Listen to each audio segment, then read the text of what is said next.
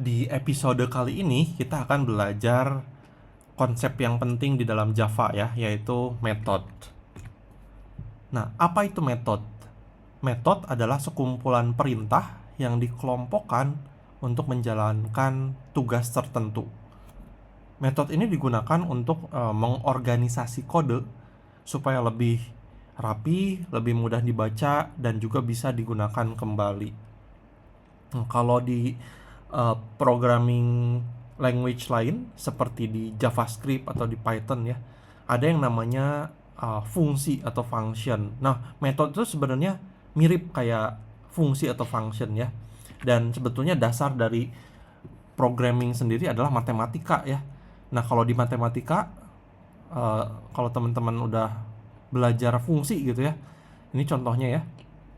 Kalau ada fungsi X dan Y gitu ya, terus si fungsi X dan Y ini menghasilkan X ditambah 4Y gitu ya. Nah, parameter si fungsi ini X dan Y.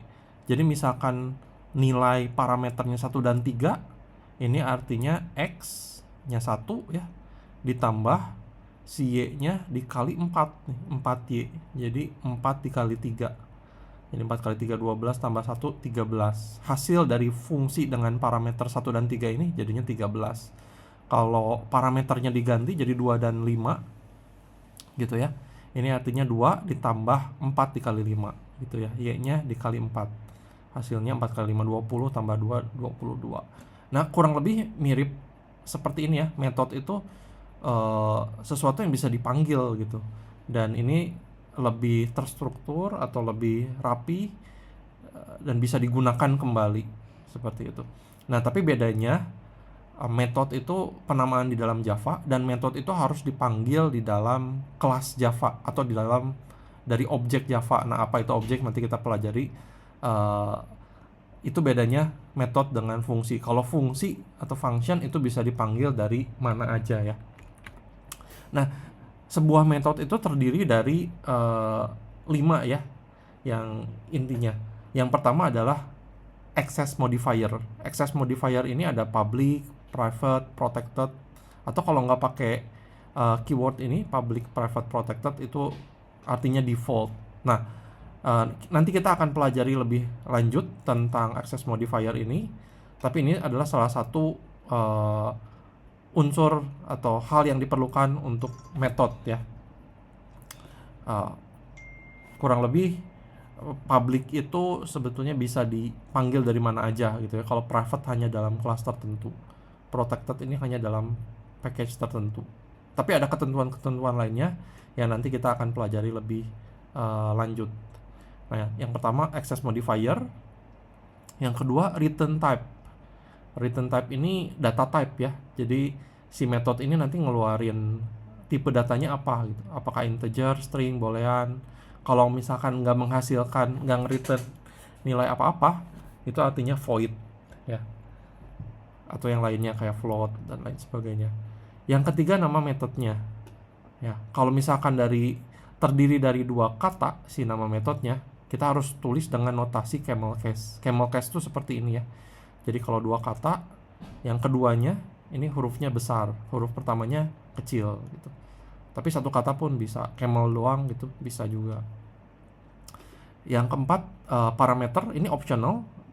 Parameter tuh bisa dimasukin atau enggak. Dan yang kelima, isi metodenya atau kode yang dieksekusi ketika metodenya dipanggil gitu. Nah, kata static itu harus digunakan untuk metode yang dipanggil dari main method ya. Seperti apa ini nanti kita pelajari di waktu kita bikin code-nya.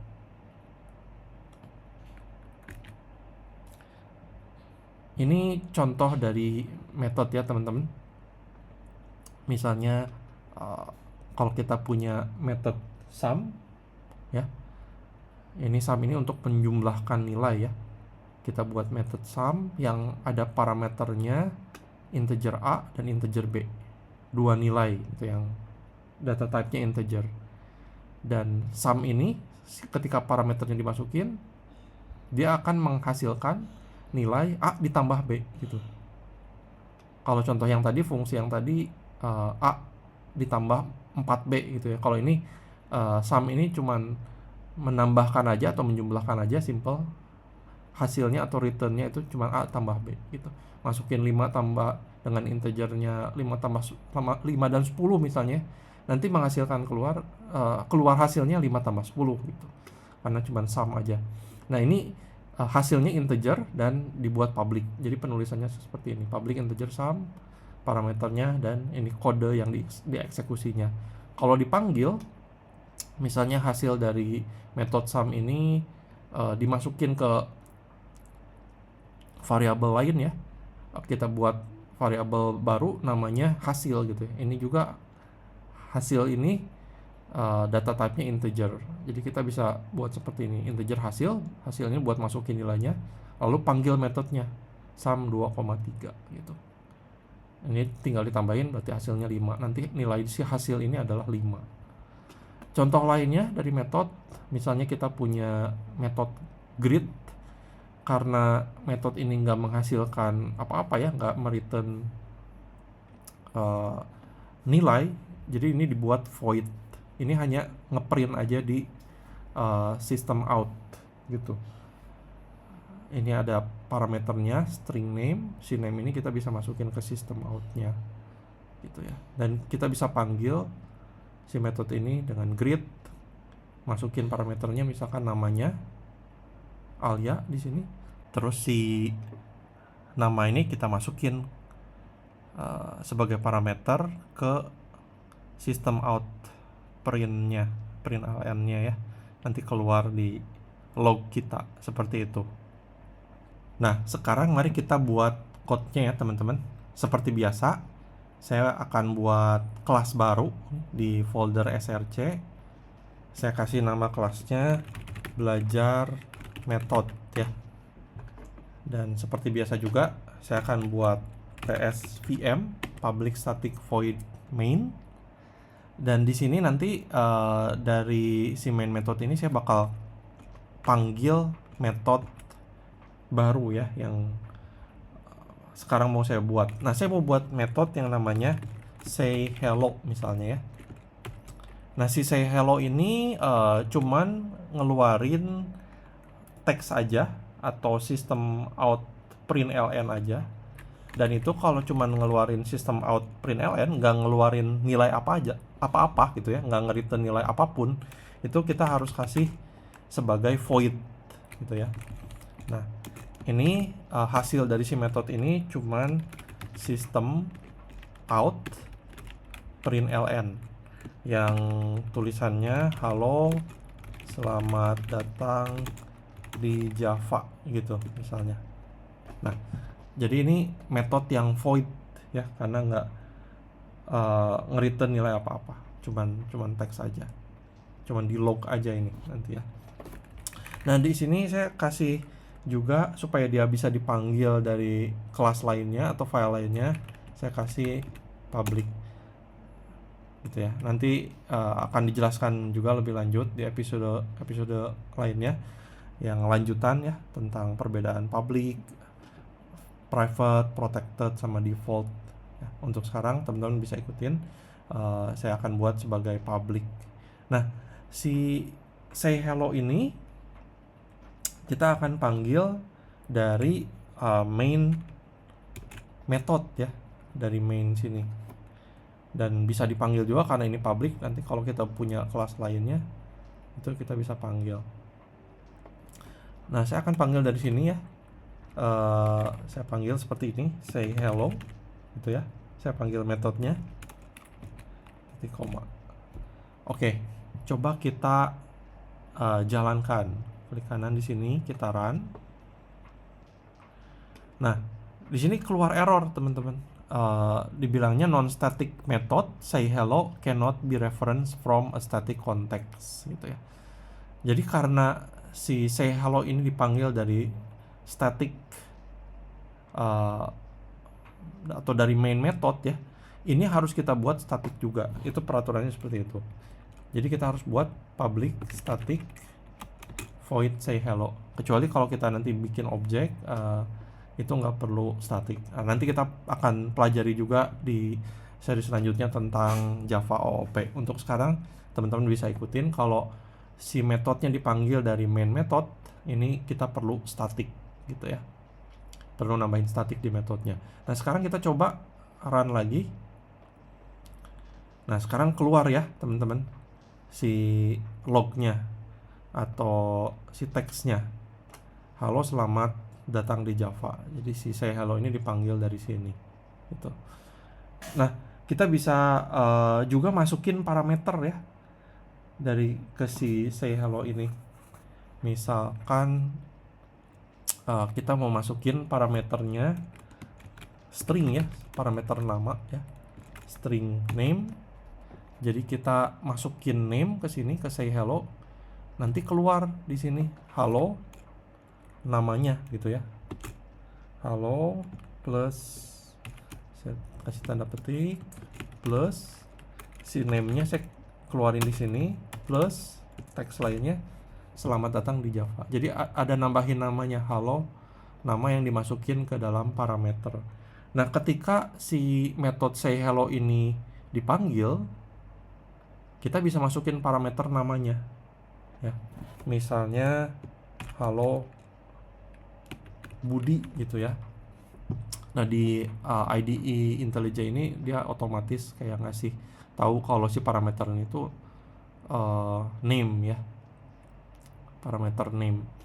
Oke, kalau kita panggil si metodenya dengan masukin parameter Budi, nanti si Budi ini akan masuk ke sini dan akan dikeluarin di sistem out println ini. Nah, kita coba ya, kita run. Nah, seperti ini ya. Jadi ada namanya. Waktu kita panggil metodenya, si parameter ini masuk ke sini. Kalau kita ganti lagi Chandra misalkan ya, kita run. Sekarang halo Chandra gitu ya, karena si parameter ini yang dimasukin ke sini. Nah, seperti itu teman-teman. Nah, sekarang saya mau challenge teman-teman buat latihan, dan challenge-nya adalah buat teman-teman untuk buat metode untuk menambahkan dua nilai ya. Ini udah dijelaskan juga sebetulnya sebelumnya. Teman-teman boleh coba, dan si metode ini teman-teman harus panggil dan keluarin hasil penjumlahannya. Oke. Teman-teman bisa pause dulu videonya dan coba challenge ini ya. 2000 years later. Nah, gimana teman-teman? Selamat kalau teman-teman bisa buat metodenya dan berhasil. Kalau enggak, teman-teman bisa juga ikutin penjelasan dari saya ya. Oke, saya akan jelaskan caranya tadi untuk buat metode untuk menambahkan dua nilai. Ini saya hapus dulu ya. Saya hapus public static void main-nya, nggak saya hapus karena kita bakal panggil dari sini. Nah, misalkan kita mau buat nama metodenya tambah gitu ya. Saya akan buat sebagai public di sini ya. Dan karena bakal dipanggil dari main, kita perlu static gitu ya. Dan ini ada hasil nilainya ya, keluar nilainya. Jadi nge-return nilai. Karena nge-return nilai, kita perlu return type-nya. Di sini return type-nya integer. Karena nanti hasil dari dua nilai itu bakal integer. Nah, nama metodenya misalnya tambah ya. Saya kasih nama metodenya tambah. Di sini masukin dua nilai, berarti parameternya itu dua nilai. Dan parameternya juga kita harus kasih data type. Data type-nya integer gitu ya. Integer A sama integer B. Mau X, Y juga boleh juga, sama aja ya. Atau apapun boleh, A, B, X, Y, MN juga ya, nggak masalah. Yang penting ini masuk sebagai parameter. Nah, si metode ini nge-return nilai atau menghasilkan nilai. Kalau dimasukin parameternya A dan B, returnnya A ditambah B gitu ya. Jangan lupa titik komanya. Nah, si tambah ini kita bisa panggil dari main metodenya. Misalnya kita masukin lagi ke dalam sebuah variabel integer hasil misalnya. Ini manggil metode tambah. misalnya kita mau masukin parameternya 5 sama 7 misalnya ya. Nah, hasil dari metode ini yang ngambil parameter 5 dan 7 akan dimasukin ke sini, ke hasil seperti itu. Terus supaya kita bisa lihat hasil ini, kita mau keluarin juga di sistem print system out print ln ya. Misalkan saya keluarin hasil gitu. Nah, coba kita jalankan. Nah, ini keluar hasilnya ya, 12. Karena kita masukin parameternya 5 dan 7. Seperti itu. Kita bisa ganti juga, misalnya 10 dan 20 misalnya ya. Kita klik kanan, run lagi. Nah, ini 30 ya. Jadi kita panggil metode tambahnya ini dengan masukin parameter, dan parameternya dimasukin mengeksekusi kode ini ya, nge-return A tambah B. Seperti itu teman-teman konsep dari metode